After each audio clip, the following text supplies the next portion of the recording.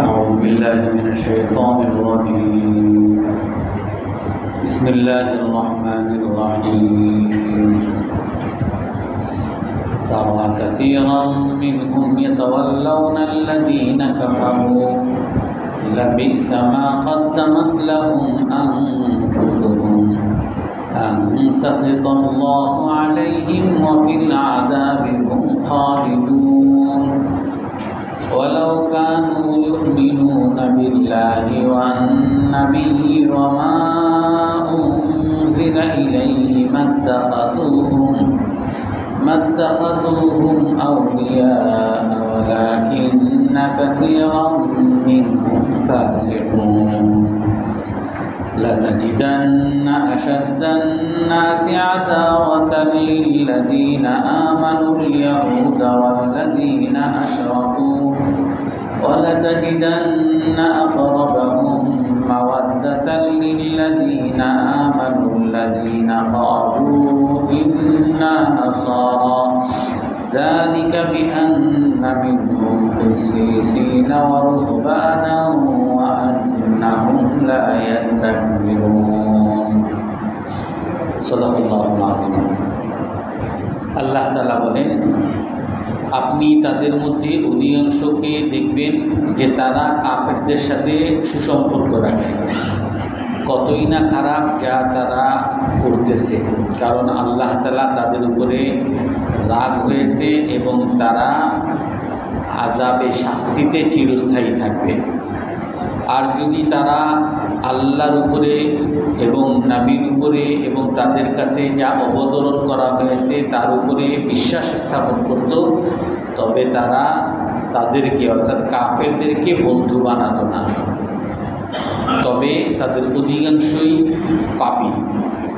আপনি তাদের মধ্যে বেশি শত্রুতা পোষণকারী মুমিনদের ব্যাপারে বেশি শত্রুতা পোষণকারী পাবেন ইহুদিদেরকে এবং যারা মুশরিক তাদেরকে। এবং আপনি মুমিনদের জন্য তাদের মধ্য থেকে ভালোবাসার নিকটবর্তী পাবেন যারা বলে আমরা খ্রিস্টান। আর এটা এই কারণে যে তাদের মধ্যে জ্ঞানী লোক এবং আল্লাহ ভীরু লোক এবং তারা অহংকার করে না। এই আয়াতের মধ্যে মৌলিক একটা বিষয় নিয়ে আলোচনা করা হয়েছে, কাফেরদের সাথে সুসম্পর্ক রাখা বা পাপীদের সাথে সুসম্পর্ক রাখা।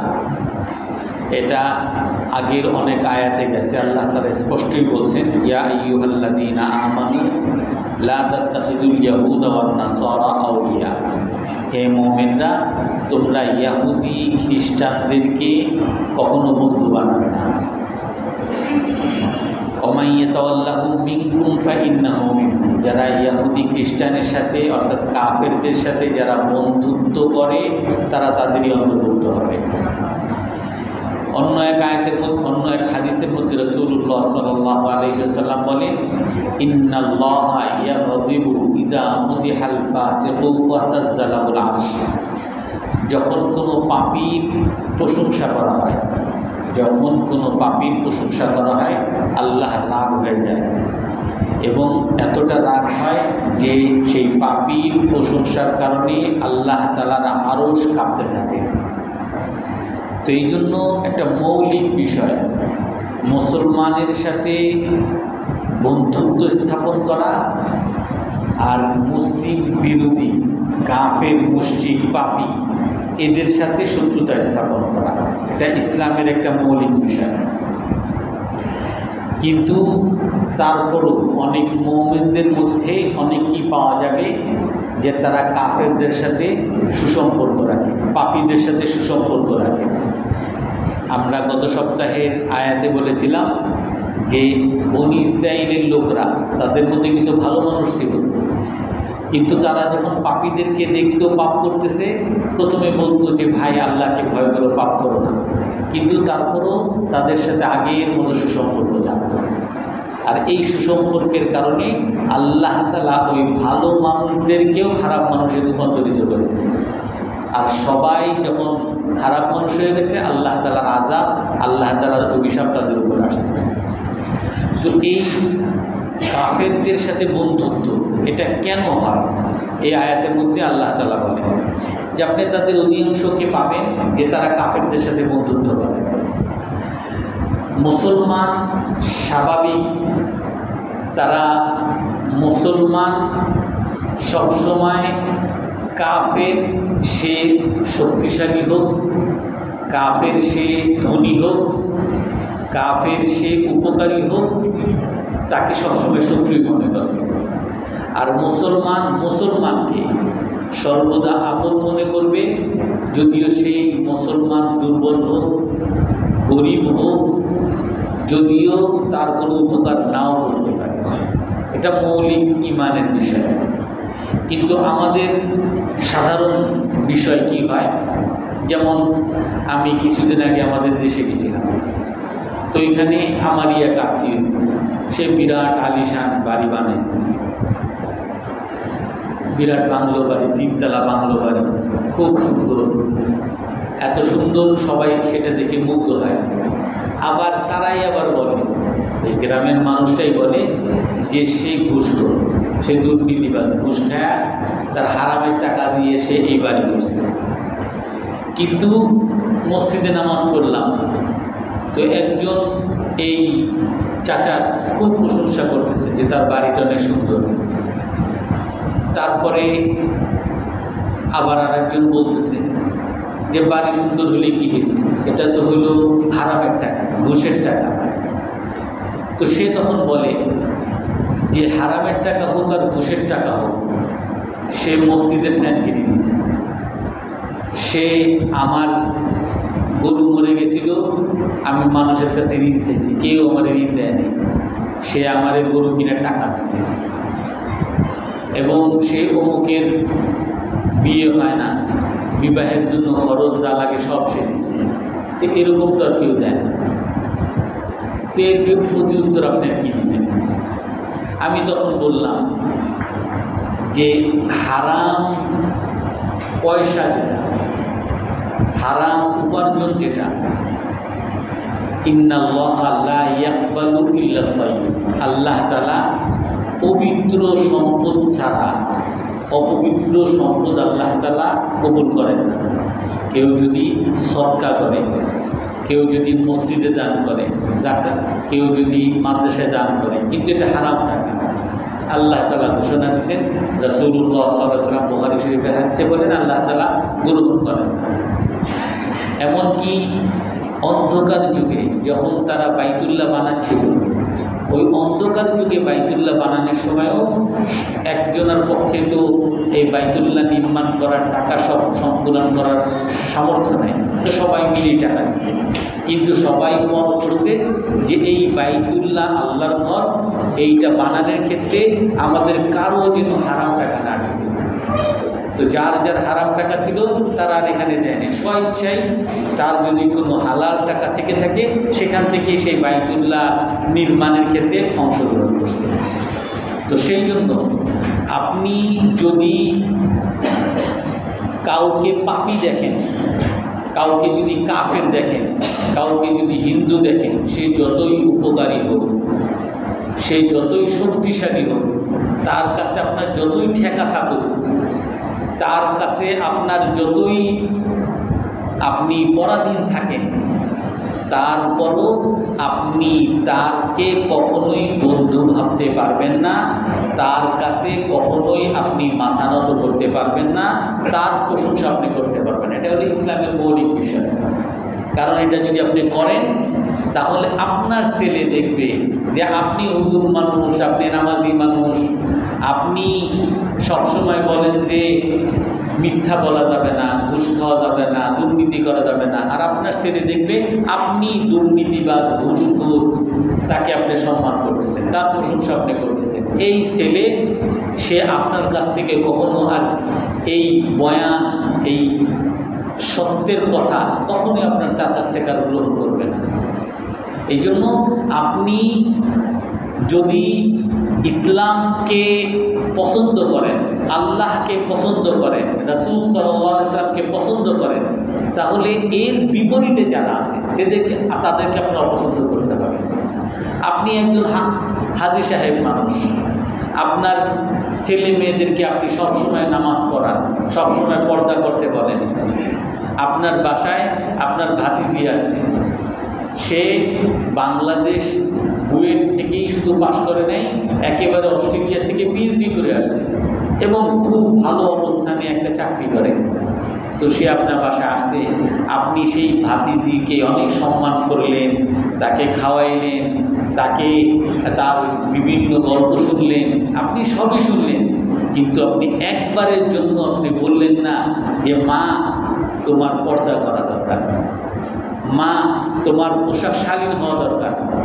আপনি যদি তার প্রশংসা, তাকে খাওয়ানো, তাকে যদি বিভিন্ন রকম সম্মান করে যান, তো আপনার বাচ্চাদের সামনে আপনার আর কোনো কথা থাকবে না। আপনার বাচ্চাদের সামনে যে আপনি এত নীতি কথা বলেন, এই নীতি কথার আর কোনো মূল্য থাকবে না, ইসলামের কথার আর কোনো মূল্য থাকবে না। এই জন্য এইটাকে, অর্থাৎ কাফেরদের সাথে শত্রুতা পোষণ করা, পাপীদের সাথে শত্রুতা পোষণ করা, আর মুসলমানদের সাথে বন্ধুত্ব করা এবং মুত্তাকীদের সাথে বন্ধুত্ব করা, এটা ইসলামের একটা মৌলিক বিষয়। রাসূল সাল্লাল্লাহু আলাইহি ওয়াসাল্লাম আরো স্পষ্ট করে হাদিসের মধ্যে বলেন, লা তুসাহিব ইল্লা মুমিনা, তোমরা মুমিন ছাড়া কারোর সাথে বন্ধুত্ব করবে না, চলাফেরা করবে না। স্পষ্ট হাদিস, সহিহ হাদিস, লা তুসাহিব ইল্লা মুমিনা, তুমি মুমিন ছাড়া কারোর সাথে উঠা বসা করবে না। ওয়ালা ইয়াকুল তুআমাকা ইল্লা তাকী, এবং তোমার খাবার কোনো আল্লাহ ভীরু লোক ছাড়া যেন না খায়। তোমার নেতা জীবনে নামাজ পড়ে না, তুমি তাকে বাসায় এসে দাওয়াত খাওয়াই দিচ্ছো, আর তোমার এলাকার সবচেয়ে নামাজি মানুষ, দিনদার মানুষ, গরিব মানুষ, তারে কোনোদিন তুমি বাসায় পাত্তাই দাও না, ডাকো না, পিছের ভিতরে ঢুকাও না। রাসূল সাল্লাল্লাহু আলাইহি ওয়াসাল্লাম বলেন যে তুমি মুসলমান না, লা তুসাহিব ইল্লা মুমিনা, তুমি মুমিন ছাড়া কারোর সাথে উঠা বসা করবে না। ওয়ালা ইয়াকুল তুআমাকা ইল্লা তাকী, আর তোমার খাবার যেন মুত্তাকী ছাড়া, আল্লাহ ভীরু লোক ছাড়া কেউ যেন না খায়। তারা কাসীরাম মিনহুম ইয়াতাওয়াল্লাউনা আল্লাযীনা কাফারু, আল্লাহ তাআলা কি বলেন যে আপনি তাদের মধ্যে অধিকাংশকে পাবেন তারা কাফেরদের সাথে বন্ধুত্ব করে। লাবিসা মা কদ্দাবাত লাহুম আনফুসুহুম, আল্লাহ তাআলা বলেন কতই না খারাপ তারা এই কাজটা যে করতেছে, তারা যে কাফেরদের সাথে বন্ধুত্ব করতেছে, কতই না খারাপ। আনসাখিতাল্লাহু আলাইহিম, আল্লাহ তাআলা তাদের উপরে রাগ হয়ে গেছে, কারণ তারা নিশ্চয়ই কাফেরের সাথে বন্ধুত্ব করতেছে, তার বায়ার অথবা তার সাথে তার এক্সপোর্ট ইম্পোর্টের ব্যবসা আছে, আমেরিকায় সে এক্সপোর্ট করে, এই বায়ারকে সে যদি খুশি না করতে পারে তার মাল সে কিনবে না। অথবা এই পাপী, এই কাফের, সে তাকে ঋণ দেয়, সে যদি তাকে খুশি না করতে পারে সে তাকে ঋণ দিবে না। অথবা সে বড় একজন অফিসার, তাকে যদি সে খুশি না করতে পারে তাকে বিভিন্ন রকম ঝামেলা করবে, তার ট্যাক্স ধরবে, বিভিন্ন ধরনের ঝামেলা করবে, তারা মামলা দিবে, হ্যানত্যান করবে। তো সে কি করতেছে, সেই কাফেরকে খুশি করতে চাচ্ছে আর আল্লাহ তাআলাকে অখুশি করতেছে। এই জন্য আল্লাহ তাআলা কি বলেন, কতই না খারাপ সে যেই কাজটা করেছে, কারণ আনসাখিতাল্লাহু আলাইহিম, কারণ সে আল্লাহ তার উপর রাগ হয়েছে, সে কাফেরকে খুশি করতেছে, আল্লাহকে সে কোনো পাত্তাই দিচ্ছে না। তো আল্লাহ তাআলা তার উপর রাগ হইতেছে, এবং আল্লাহ তাআলা যদি কারো উপরে রাগ হয় তাহলেই কি শুধু রাগ পর্যন্ত শেষ? ওয়াফিল আযাবি হুম খালিদুন, আযাবের মধ্যে চিরস্থায়ী থাকবে। দুনিয়াতেও তার জন্য শাস্তি হবে, সে যতই ওই বায়ারকে, কাফেরকে খুশি করে ব্যবসা করুক, যতই সে বিভিন্ন সুবিধা গ্রহণ করুক, যতই সে লোনের ব্যবস্থা করুক, এই টাকার মধ্যে সে কোনো সফলতা পাবে না, কোনো শান্তি পাবে না, কোনো সুখ পাবে না, শাস্তির মধ্যে তাকে চলতেই হবে। এই জন্য তাফসীর ইবনে কাসীরের মধ্যে একটা হাদিস আছে, ইয়া মা'শারাল মুসলিমিন, হে মুসলমান, ইয়াকুম ওয়াজ-জিনা, তোমরা ব্যভিচার থেকে বাঁচো, পাপ থেকে বাঁচো। ফাইন্নাহু ইউজিলুল বাহা, কারণ মানুষ যদি বেবিচারের মধ্যে লিপ্ত হয় তার চেহারার সৌন্দর্য নষ্ট হয়ে যাবে, তার চেহারা কুচকায়া যাবে, মাদকাসক্তের মতো মনে হবে, কিছুই থাকবে না। ওয়ুরিসুল ফাকরা, অভাব তাকে ঘিরে ধরবে, আষ্টে পৃষ্ঠে ঘিরে ধরবে। দরিদ্র, সে কোটি কোটি টাকা কামাই করে কিন্তু তার অভাব শেষ হয় না, তার স্ত্রীর হাউতার শেষ হয় না, তার ছেলে মেয়ের পাওনা দাওনা শেষ হয় না, তার পাওনাদারদের অভাব থাকবে না, অভাব তার শেষ হবে না, কারণ সে বেবিচারের মধ্যে লিপ্ত। এবং যদি কেউ বেবিচারের মধ্যে লিপ্ত হয় তার হায়াত কমে যাবে। রাসূলের হাদিস, হায়াত কমে যাবে, বেশি দিন বাঁচবে না, সে এসিডে এইডসে আক্রান্ত হয়ে মারা যাবে। এবং সাখাতাল্লাহ, যদি কেউ বেবিচারে লিপ্ত হয় আল্লাহ তাআলার রাগের কারণ হবে, তার জাহান্নামে প্রবেশের কারণ হবে, এবং জাহান্নামে এবং কিয়ামতের দিন অপমানের কারণ হবে।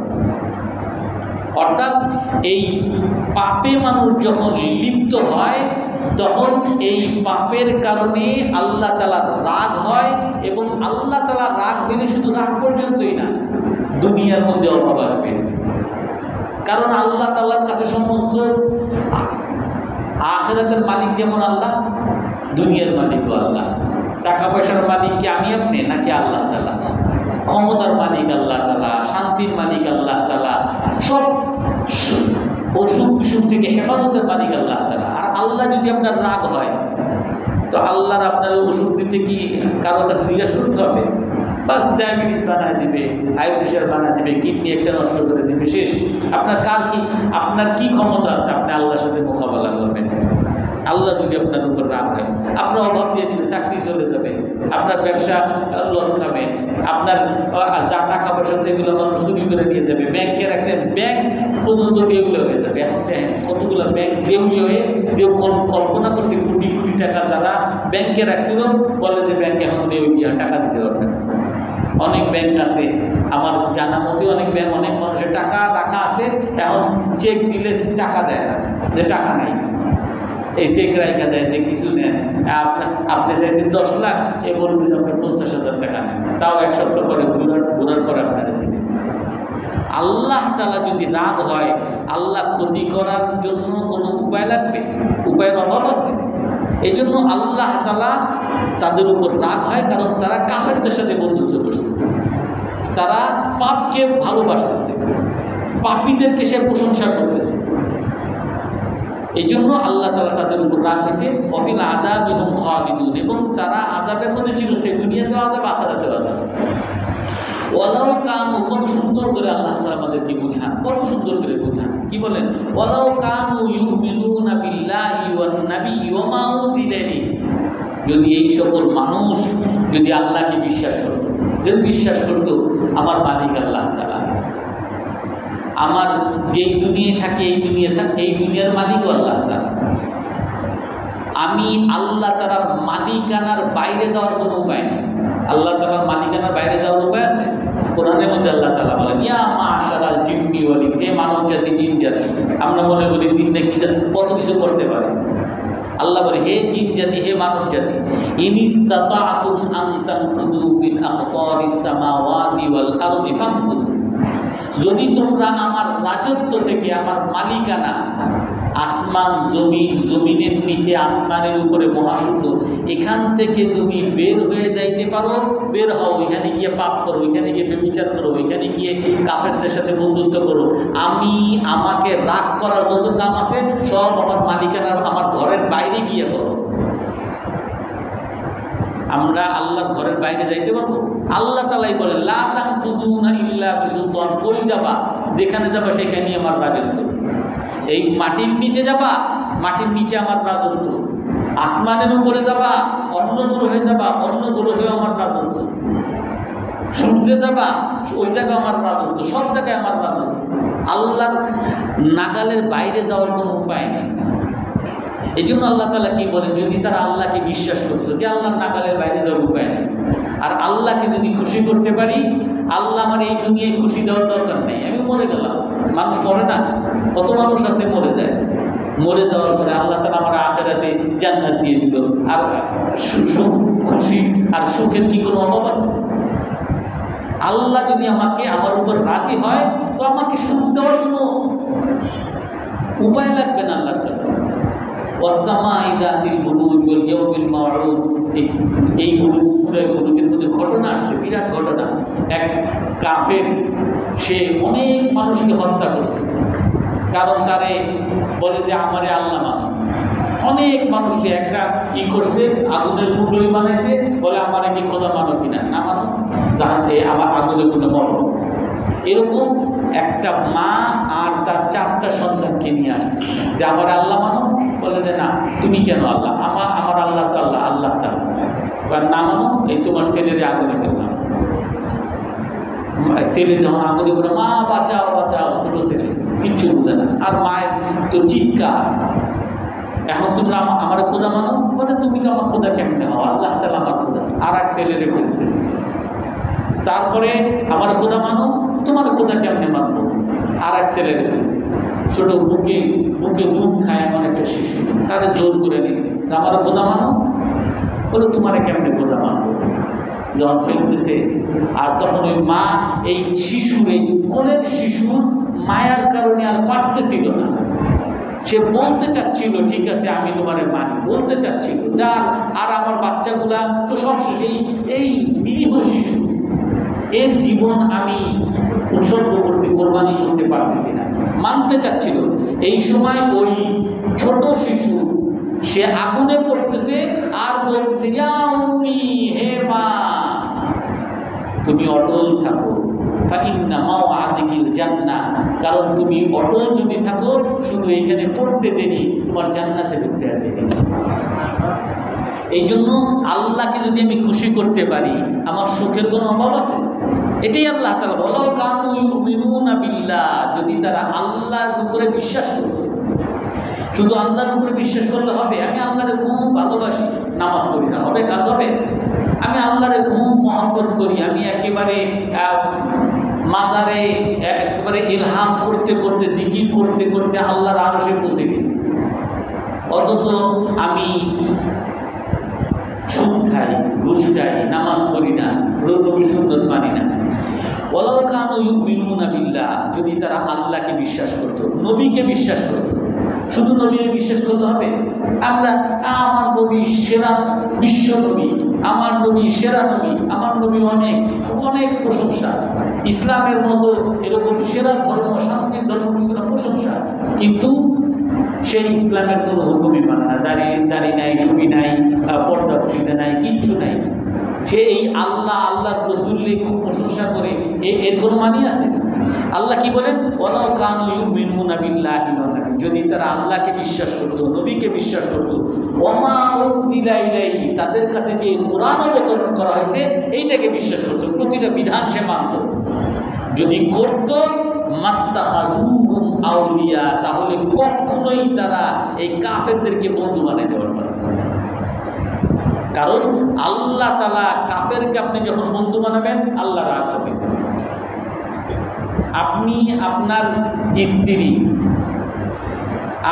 স্ত্রী বাসায়, আপনার বোন আসলে স্ত্রী হেবি রাগ হয়ে যায়। আপনার মা সেটা একটু বেশি কথা বললে রাগ হয়ে যায়। আপনি কি চান যে না, আমার বউ রাগ হলে তো আমি ঘরে থাকতে পারি না, ঠিক আছে আম্মার সাথে একটু কম কথা বলি, আমার বোনের সাথে একটু কম কথা বলি। আপনি কারণ কি? কারণ আপনি আপনার স্ত্রীকে খুশি করতে চান। আপনার স্ত্রীকে খুশি করতে চান বলে আপনাকে কেউ অন্য এক মেয়ে বিয়ে করাতে এসেছে, আর একটা বিয়ে করাতে এসেছে, আপনি বিয়ে করেন না। বিয়ে করলে আপনার স্ত্রী নারাজ হবে।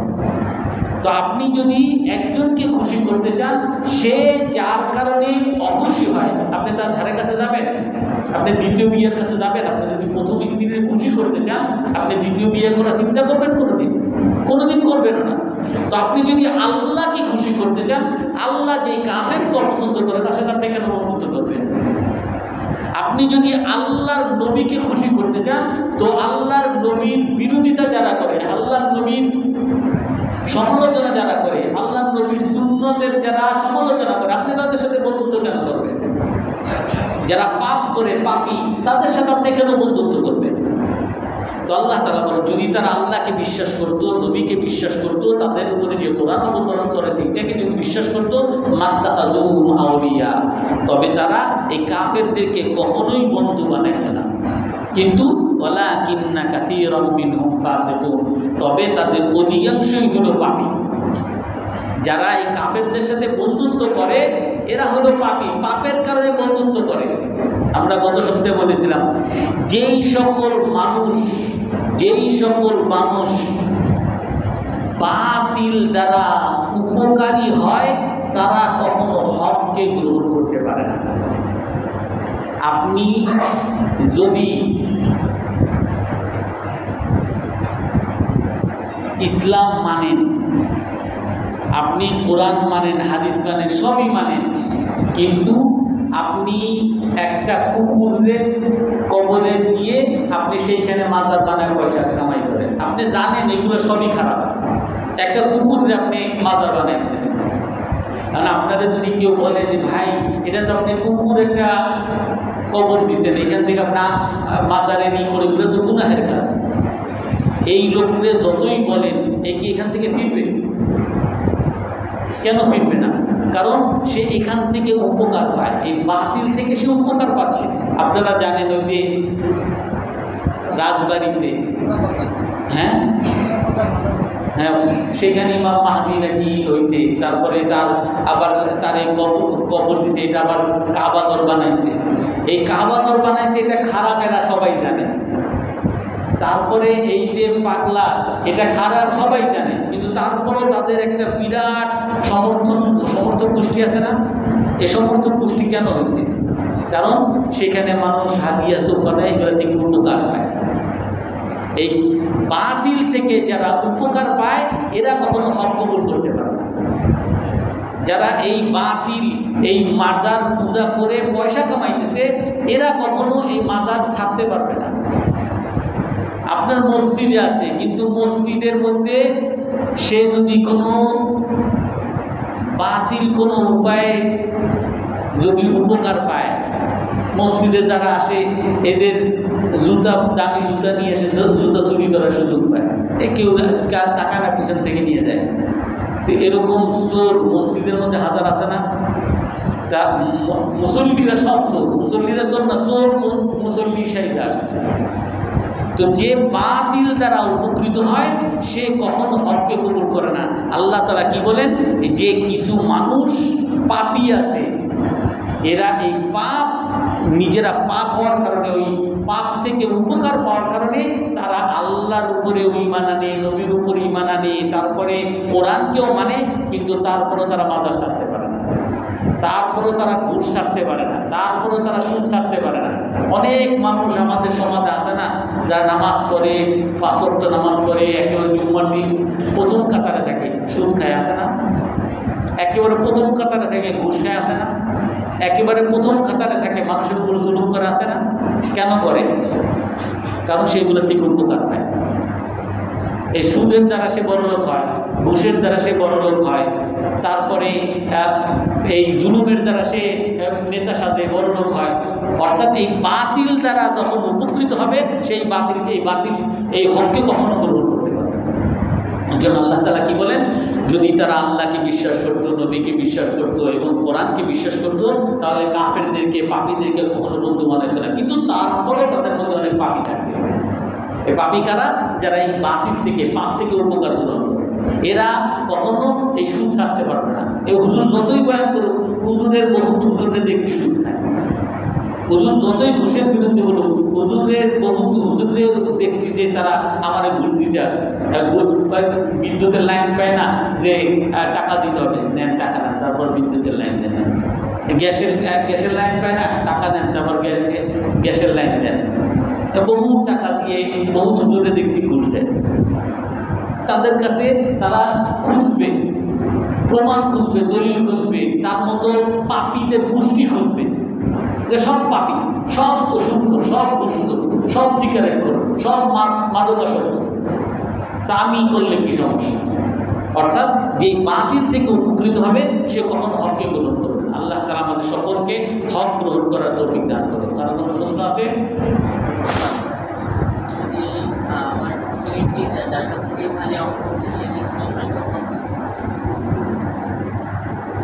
তুমি অঙ্ক শিখতেছো, খ্রিস্টান হলে তো সমস্যা, তুমি তোমার অঙ্ক শিখবা। তারপরে যদি মুসলমান শিক্ষক পাওয়া যায় অনেক ভালো, কারণ এই যেই শিক্ষকের কাছে অঙ্ক করবা সে যদি খ্রিস্টান হয়, দেখা যাবে কোনো সময় এমন কথা বলবে তুমি বুঝবো না, আর তার খ্রিস্টানের প্রতি তুমি ধাপিত, খ্রিস্ট ধর্মের প্রতি ধাপিত হয়ে যাবে, বা তাদের কথা ভালো লাগবে, হইতে পারে। মুসলমান থাকলে মুসলমানের কাছে পড়া সবচেয়ে উত্তম। গুনাহ যদি শুধু পড়া থাকে আর কাফেরদের সাথে ব্যবসা করা, লেনদেন করা, চলাফেরা করা, দরকার হলে তো কোনো গুনাহ নেই, কিন্তু তারপরেও তাদের সাথে বেশি মাখামাখি, উঠা বসা করতে নিষেধ করা হয়েছে। এর দ্বারা তাদের প্রভাব আমার মধ্যে আসতে পারে।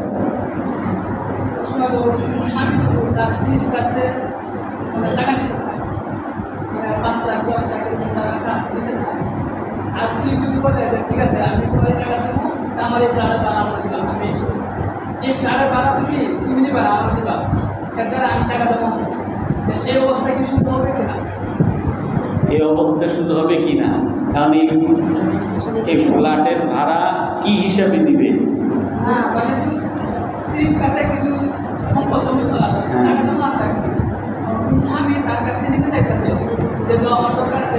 শুনেন, আপনার সোজা কথা, আপনার যেটা বন্ধকের নেওয়া সুদ, এটা জায়েজ না, কিন্তু আপনার যেটা বৈধ পথ সেটা হলো আপনাকে ধরেন 5 লাখ টাকা দিল, আপনি যে ব্যবসা করেন এই ব্যবসার মধ্যে যে টাকা আছে এইটা স্বামী স্ত্রী যেই হোক আপনাকে এমনি লোন দেন, কিন্তু লোনের পরিবর্তে যখন কিছু নিতে যাবে তখন আপনার ওই ব্যবসায়িক পার্সেন্টেজ ধরতে হবে, যে আপনার টোটাল টাকা ধরো 10 লাখ, সে দিল আপনার 5 লাখ, যে যা আপনার ইনকাম হবে তার 50% তারা দেবে। 50% যাই হোক, 10,000 হোক, 50,000 হোক, 1 লাখ যাই হোক, সেই পার্সেন্টেজে আকার আসতে হবে।